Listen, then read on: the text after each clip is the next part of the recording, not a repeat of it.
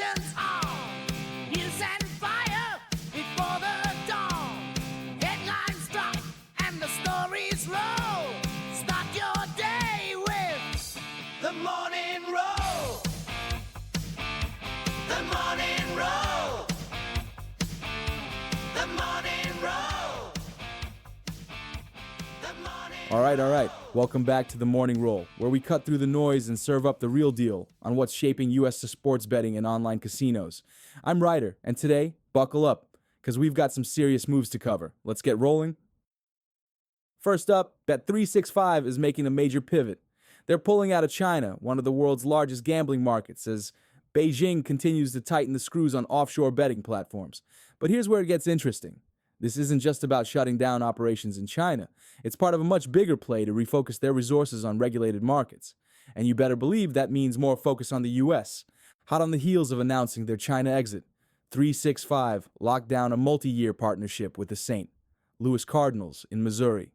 This deal makes them the team's official mobile betting partner once Missouri launches mobile sports betting, which could happen as early as late 2025. Now, Missouri's sports betting model is different. It allows professional sports teams to host online sportsbook partners, which gives them a prime entry point into its 13th U.S. state. And look, this isn't just about Missouri. By exiting China, they're freeing up resources, and that means they're likely to double down on U.S. expansion. With a growing presence in regulated states, they're positioning themselves as a serious player that's ready to shake up the market. And as operators start to fight harder for market share, their increased focus on the U.S. could create new pressure on competitors who are already jockeying for position. Bottom line, when a global powerhouse like Bet365 shifts gears, the ripple effects are going to be felt everywhere. Expect more aggressive moves in the U.S. market as they put their full weight behind regulated growth. Now, speaking of tightening controls, sports betting ads are under the microscope again. And this time, both Massachusetts and the UK are taking aim at aggressive sportsbook advertising. First, let's talk Massachusetts. Lawmakers just introduced the Sports Better Health Act, a bill that would ban sportsbook ads during live sports broadcasts and limit high-risk promotions that encourage risky betting behavior. And they've got stats to back this up. In just 1 year of mobile betting, Massachusetts bettors have wagered over $13 billion, and calls to the state's problem gambling hotline, yeah, those numbers are through the roof. Lawmakers say it's clear that unchecked ad saturation is contributing to gambling harm, and they're ready to put the brakes on it. But that's not all. Across the pond, the UK Gambling Commission is rolling out its own sweeping ad restrictions. The UKGC is banning celebrity endorsements in betting ads, cracking down on in-app advertising, and imposing stricter controls on bonus offers that could appeal to younger audiences. And while this is happening overseas, industry insiders are saying that U.S. regulators, and especially in states like Massachusetts, are watching closely. Why does that matter? Because if Massachusetts moves forward with its ad restrictions, other states could follow suit.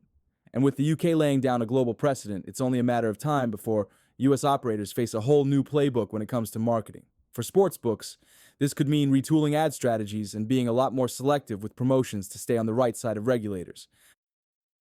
All right, now let's talk about a big money move that's shaking up the DFS and sportsbook world. Underdog Fantasy just closed a $50 million Series C funding round, pushing its valuation to a whopping $1.3 billion. Now, if you don't know Underdog, they're best known for their best ball fantasy contests and daily fantasy sports offerings. But this latest funding round, it's not just about fantasy. Underdog's making it crystal clear that they're eyeing an expansion into real money gaming. The new cash infusion will help them invest in growth across regulated U.S. markets, which means they're likely looking to secure sportsbook licenses and compete directly in the online betting space. Here's the kicker. DFS platforms moving into sports betting is becoming a serious trend. We've already seen platforms like FanDuel and DraftKings bridge that gap, and now Underdog is ready to disrupt the space with a fresh approach. Analysts are already speculating that with this kind of war chest, Underdog could become an acquisition target for larger sportsbooks looking to strengthen their DFS to sportsbook pipeline. And what's the bigger picture? DFS platforms have a built-in user base that's already familiar with sports contests, making it easier to convert fantasy players into real money bettors. Underdog's valuation bump and entry into regulated markets could reshape the competitive landscape, and this move is going to be one to watch as more DFS platforms explore this crossover space. Now let's head to Oklahoma, where things are getting interesting. The state Senate just passed SB 585, a bill that gives the Oklahoma City Thunder exclusive rights to hold the state's online sports betting license for off-reservation mobile wagering. Yeah, you heard that right. The Thunder, an NBA team, would be in charge of mobile sports betting if you're off tribal land. Tribal casinos would still control in-person and on-reservation mobile betting, but if you're betting anywhere else, that's Thunder territory, and this bill barely passed. 25 votes, the absolute minimum needed. Supporters say this unique approach could appease Governor Kevin Stitt, who's been at odds with the tribes over gaming exclusivity. But here's where it gets wild. If this goes through, Oklahoma could pioneer a team-based licensing model that other states with major pro franchises might want to replicate. Imagine if the Yankees or the Cowboys controlled mobile sports betting in New York or Texas. This is a first-of-its-kind approach that could set a precedent for how states structure their betting markets moving forward.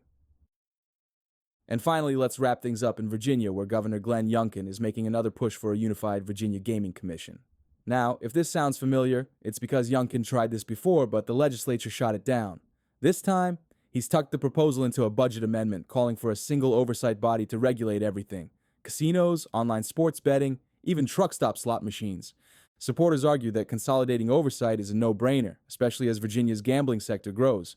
Without a unified commission, there's a real risk that compliance issues could slip through the cracks. And with Virginia's gaming market expanding rapidly, Youngkin is pushing harder than ever to make sure the state stays ahead of the curve. But here's the thing. This proposal faces a tough fight in the legislature. Opponents say a unified commission could disrupt existing agreements with tribal partners and casinos, and they're not sold on giving that much power to a single body. If Youngkin manages to get this into the final budget, though, Virginia's gambling landscape is going to look a lot more streamlined and a lot more tightly controlled. All right, folks, that's a wrap for today. If you're loving the morning roll, make sure to hit that subscribe button, leave a review, and let me know what stories you want to hear more about. I'm Ryder, and I'll catch you all tomorrow. Let's roll. 365 back top said I'm out. China's too hot, time to chase that clown. Running west where the tallest grow. Following the green like the Lakers show. Left to east, heading for the west. Trying to cash checks where they bet the best. Normal chopsticks now with burgers and fries. 365 chase